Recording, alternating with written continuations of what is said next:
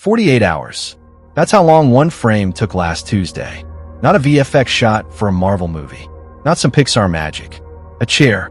A product visualization for a furniture company. 48 hours for one still image. And when the client said, "Cool, but can we try in navy blue?"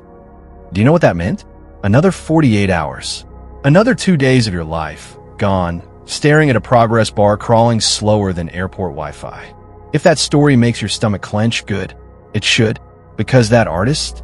He walked away last month. Not because he fell out of love with 3D. Because he realized his entire workflow was built around waiting.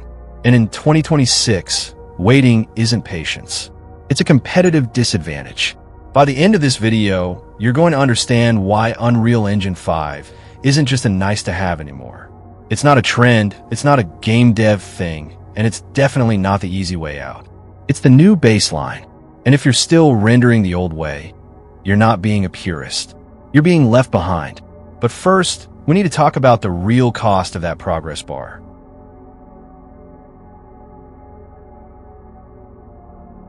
Let me tell you about Maya, or Blender with Cycles, or Cinema 4D with Redshift. These are incredible tools. World-class. The artists using them are magicians. But the workflow? It's taxation without representation. You spend 20 minutes tweaking a light. You hit render. You wait 4 hours. You come back, and the shadow is slightly too hard. So you tweak again. You wait again. By the end of a 10-hour day, you've made 3 creative decisions. 3. I know a guy, Archviz, been in the game for 8 years, who told me he used to plan his entire social life around his render queue. Can't go out tonight. The kitchen scene is baking. He was half joking, but only half. His computer was running hot. His electricity bill was brutal. And his creative momentum was constantly interrupted by the machine's schedule, not his. And here's what broke him. A client called at 4 p.m. on a Friday. Love the living room, but can we see it at golden hour instead of midday? In the old workflow, that was a weekend killer. Relight, rebake, render overnight, pray it didn't crash, send it Monday morning and hope they didn't ask for another change. He switched to Unreal Engine 5 the following month. But wait, I know what you're thinking. Unreal is for games. I'm not making a game. I'm making architecture, product shots, films. And that right there, that's the belief that's costing you time and money.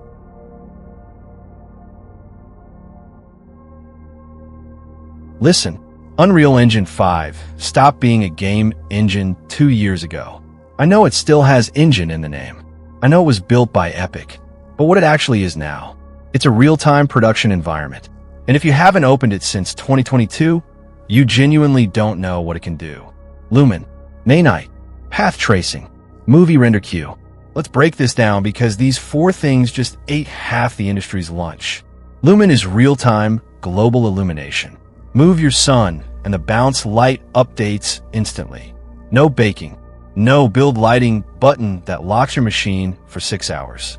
You place a light, you see the result immediately. Nanite means you can import film quality geometry, millions of polygons, and the engine handles it like it's nothing. No more retopologizing hero assets, just so your viewport doesn't choke. The detail you sculpt in ZBrush, that's your in-engine asset now. And then there's path tracing. Turn it on, and Unreal renders with physically accurate ray tracing that rivals Arnold or V-Ray. The difference? You see it in real time while you work. And when you want that final 4K still, the movie render queue exports it in minutes, not days. So no, it's not good enough for games. It's, why are we still waiting for a farm to spit out a chair? But here's the part that really flips the table.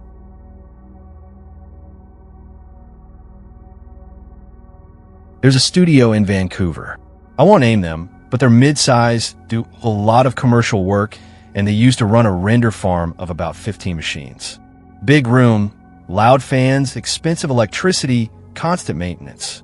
Last year, they sold 12 of those machines, kept 3 for legacy projects, and they moved their entire pipeline to Unreal Engine 5.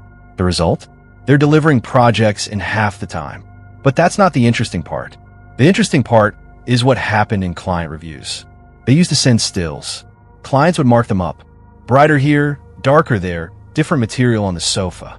back and forth for 2 weeks. Now, they put the client in the scene. Real time. The client holds a controller, walks around, says, "What if this wall was concrete?" The artist swaps the material in 2 seconds. What if the lights were warmer? Slider move, done. The client signs off in the meeting. They didn't just get faster. They became a different category of service. And here's the unexpected twist. They started charging 40% more.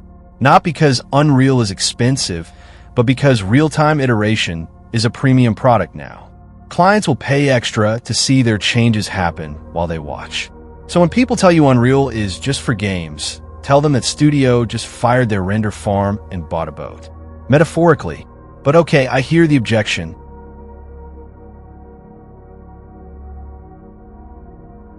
I don't know how to code.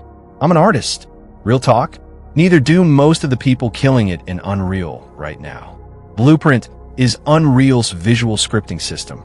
It looks like nodes. If you've ever built a shader in Blender, or used Houdini, or even messed with geometry nodes, you already speak the language. It's drag, drop, connect. No semicolons. No compiling. No dark terminal screens. You don't need to be a game developer. You need to learn 3 things: how to get your assets in, how to light with Lumen, and how to hit render. Everything else is optional gravy. The real learning curve isn't technical. It's mental. It's switching from an offline brain to a real-time brain.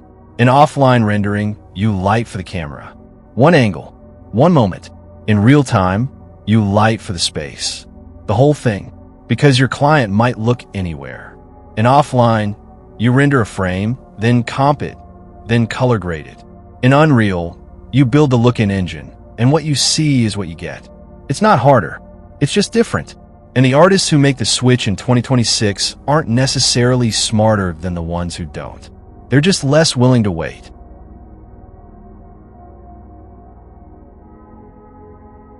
Let's talk about the job market for a second. I looked at 50 job postings last week across Archviz, product design, virtual production, and even traditional VFX.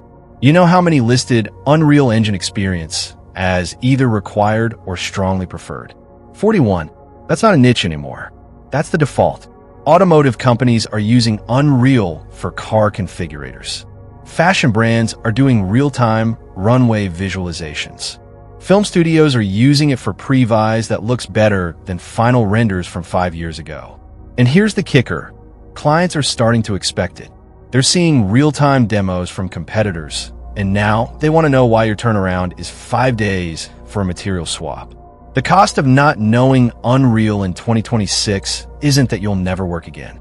It's that you're competing against people who can deliver in 1 afternoon what takes you a week. And no amount of, but my Arnold renders are slightly more photoreal, is going to win that race. Because here's the truth that stings. Good enough right now beats perfect next week. Every single time. So no, you don't need to abandon Maya. You don't need to delete Blender. But you need to add Unreal to your toolkit. Not tomorrow. Not when you have time. Now. Because the industry isn't waiting for you to catch up. Look, I get it. Learning a new engine feels heavy. It feels like starting over. But Unreal Engine 5 in 2026 isn't starting over.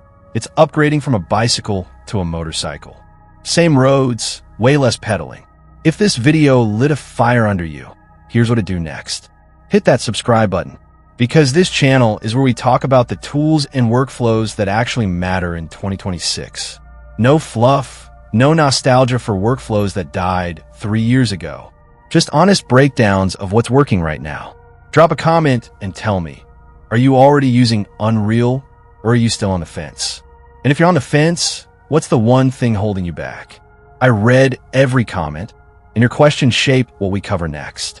Like this video if you're done waiting for progress bars. It tells YouTube to put this in front of other artists who are still rendering their weekends away. Share it with that one friend who's still baking lighting overnight. They need to see this. Stop waiting. Start building. I'll see you in the next one.